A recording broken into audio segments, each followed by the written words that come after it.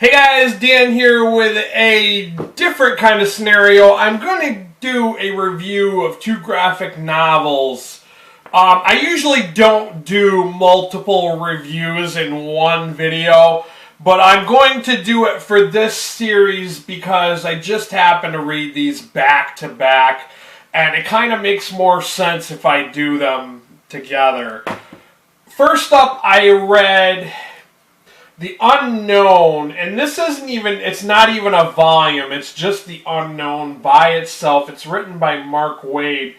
It's about Catherine Ellingham, who is a private investigator, but she's not your average private investigator. She investigates supernatural events.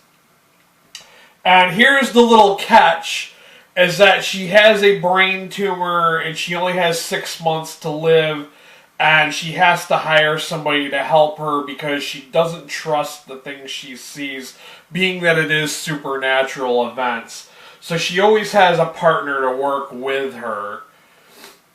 I found this to be kind of interesting. The concept alone is really interesting. The artwork was not something that I thought was 100% all that great.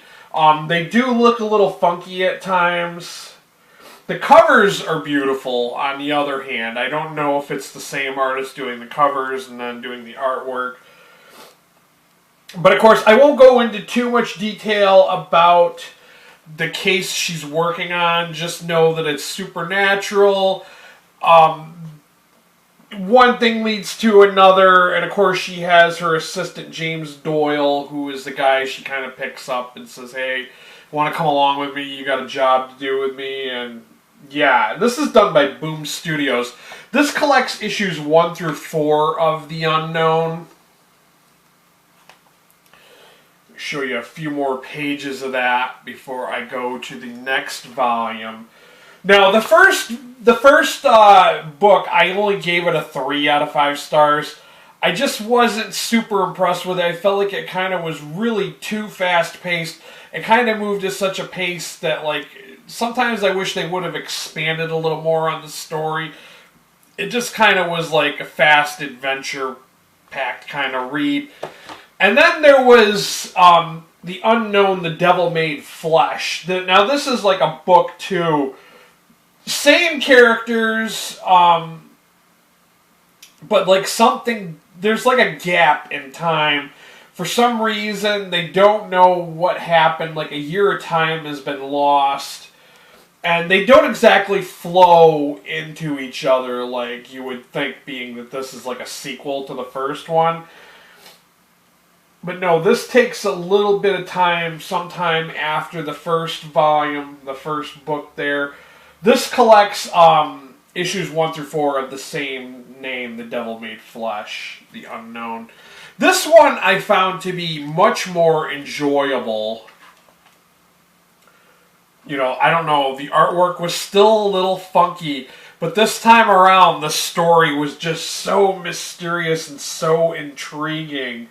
I just really got into this.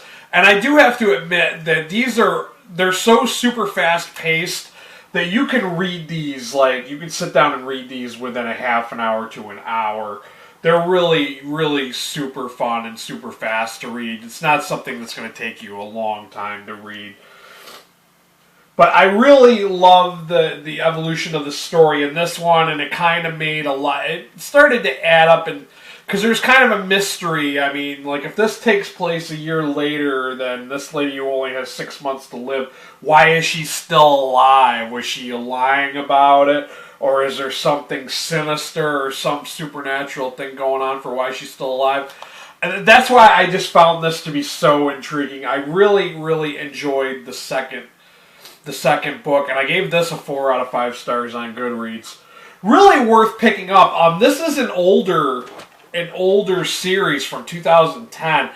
2011. They did one year and then the next year. I don't know if there is like a book 3, because this ends on a cliffhanger, almost like as if there is another story to be told. I really don't know if it exists or if they just stopped writing it. But like I said, Boom Studios, written by Mark Waid. who I usually like Wade's writing. There's some that I think that I may not have enjoyed by him, but he's definitely one of the guys that I trust as an author, and I think that he writes good stuff.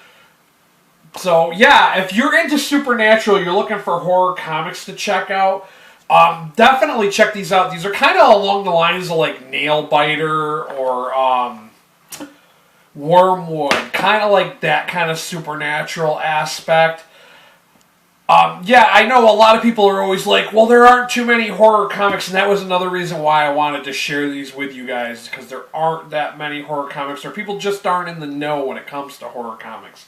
Of course, as always, I will have a link down below to purchase copies of these if you'd like to check them out for yourselves.